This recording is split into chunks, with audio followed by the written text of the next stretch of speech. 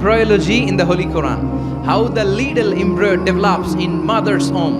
মায়ের পেটে বাচ্চার ছোট্ট ভ্রূণটা কেমন করে ডেভেলপ করে 8 মাস 9 মাস পরে কেমন করে জমিনে আসে, এটার উপর আমার গবেষণা ছিল।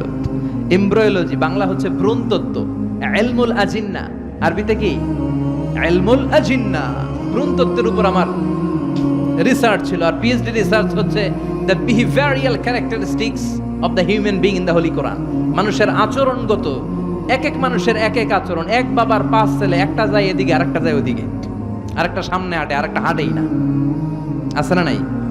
এক একটার আচরণ। তো মানুষের আচরণের ব্যাপার আল্লাহ কোরআনে কি বলেছেন, এটা নিয়ে আমার পিএইচডি থিসিসের রিসার্চের টপিক। সেই জন্য আল্লাহ আমাদেরকে প্রথমে বানিয়েছিলেন নুতফা। খেয়াল করে বুঝবেন, তাহলে বুঝতে সহজ হবে। নুতফা, তারপরে আলাকা, তারপরে মুদগা, sperm drop, blood clot, and finally the little স্ট্যাচ, লিটল ফ্ল্যাশ। গোশতের টুকরা ছিলাম, ছোট্ট নুতফা ছিলাম, সামান্য শুক্রাণু ছিলাম আমরা, শুক্রাণু। আমি, আপনি, আমরা সবাই শুক্র ছিলাম না, আমরা ছিলাম শুক্রাণু, মানে শুক্রের অণু। আমরা ডিম্বও ছিলাম না, আমরা ছিলাম ডিম্বাণু। আরবিতে বলে আল বুয়াইদা আল উনসাউইয়া, বাইদানা বুয়াইদা তাসগীর, আল বুয়াইদা আল উনসাউইয়া।